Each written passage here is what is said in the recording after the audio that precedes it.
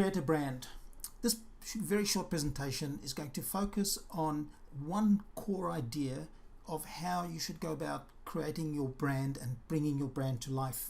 We're not going to focus on the intricacies of definitions and what's the difference between a brand essence and a brand promise and a brand message. We're going to just simply show you how to do it. Let's take one example. Let's say you want to communicate this core idea and that your brand stands for, we know how to look after you. So that's a typical brand promise that you might find in the hospitality industry. Now, the process has 3 key stages. The first stage is you have to consider 3 dimensions of what will drive the brand and the creation of the brand. You firstly have to think about the customer. You have to think about what it is that they want. What are their needs? When they come to your place, what are the kinds of things that would appeal to them? What are their needs?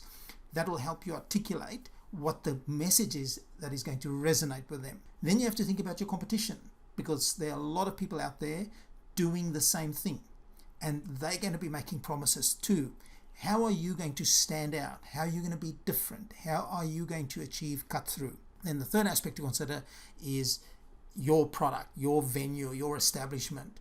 What is the reality of that? The promise that you make must be able to be delivered. If you're a small venue, you can't make a grand promise that you're going to be all things to all people. The second stage is then obviously creating that promise that articulates your positioning. So positioning is how the customer thinks of you. The promise is what you make when you're communicating that positioning to the customer to reinforce how they think about you. And the last stage is then bringing your brand to life, right? How do you express that brand? Now, a lot of people think a brand is a logo, or they think the brand is the slogan or the tagline. We probably didn't help by saying, using this particular little example and expressing that as a little slogan, but it's important to understand that the brand is a much more multifaceted thing than just simply a little swoosh or a little logo. So let's look at these 3 stages. The first insight is it has to relate to the customer, it must be different to the competition, and it must recognize the reality of your offer. So think about those 3 things. So those are the 3 core truths relating to those 3 drivers that you need to consider when you create your brand. If it doesn't relate to the customer, if the customer can't relate to it, you're wasting your money. If there's no point of difference, nobody will notice, you're wasting your money. If it's not something that recognizes the reality of what your actual offer is, then people will be disappointed. It'll only work once and then never again, and you will struggle to get them back. So these 3 things need to be in place in advance before you start creating your brand. And then make sure that in the same venue, when you have those multifaceted elements, so you have a gaming room and you have different pubs and eating establishments, etc., that even though they're different, they still need to be able to sit comfortably under that umbrella of what your brand is. So it can't be completely random, completely different and way out there, compared to everything else. So then you go and create your brand, and the key point here is simply that it must be true. What I want to illustrate next is just simply that all the things that will make it false, and this is what consumers will be looking for. So if your brand promise was that we know how to take care of you, so remember that what we said in the beginning, right? We know how to take care of you. But if your car park is unsafe or dirty, if the disabled people don't have any access, if you don't greet people with a smile, if the body language is negative, if the toilets are dirty, if the tone of your SMS is wrong, if you don't apologize, all of that sort of stuff will undermine your brand promise. If you said, we know how to take care of you, but you do not actually do it physically, practically in the real world, then your brand promise is meaningless, and every dollar that you spent on promoting your venue goes to waste. Brand expression, how do you bring it to life? So remember, we said we know how to look after you. The key insight here is that brand is not just the logo, it's not just a tick, it's not just a style guide with colors and fonts, it's not a jingle, it's not an ad. That's not your brand. Your brand is everything, and everything is your brand. And if you want to build a brand that people recognize and love, what you have to do is you have to achieve alignment between all those elements. Everything has to come together and point to what the brand is. That's the true value of a brand, is that it keeps the business on track.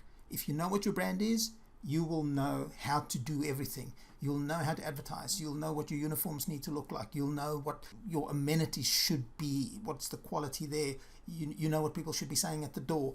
Everything, right? So the smell of your courtesy bars is something that contributes to your brand, positively or negatively. How much you charge for your drinks contributes to your brand, positively or negatively. So you can't, for instance, be an upscale venue and sell cheap drinks, because that undermines your brand. You have to achieve alignment in absolutely everything that you do in order to create a brand that is memorable.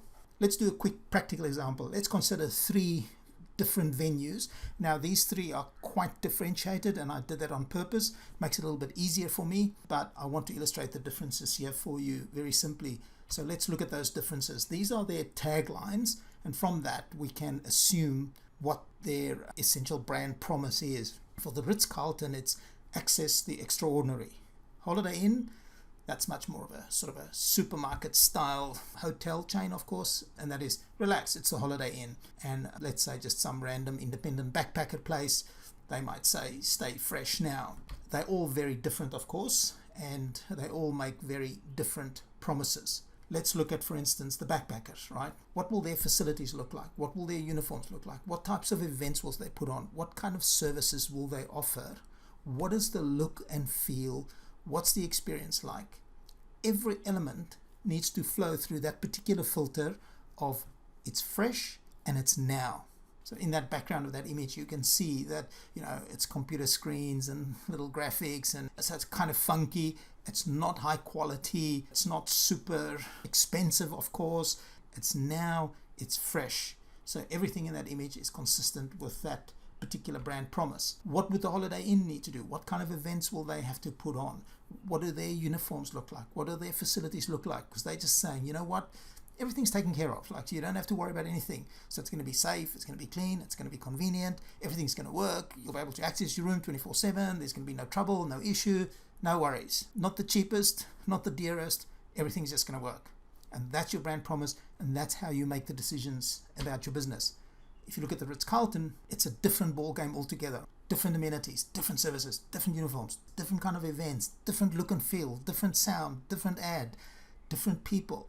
Everything is different, and they need to consistently be different, aligned on that promise that it is extraordinary. Now that's a big claim, right? It says to the customer, when you patronize us, it'll be extraordinary. Really, really bold promise. Can they deliver? Just one quick example. This particular Ritz-Carlton sits opposite the beach, and they experimented, and what they did is, when their customers go and visit the beach, then they've configured a Segway, added beach wheels to it. You can look at their staff, their uniforms, and they go around, and it doesn't matter where the customer is on the beach, so they're not even on the hotel property. They get still serviced with room service. Now that is extraordinary, and that is consistent with a brand, and that is how you build a successful brand.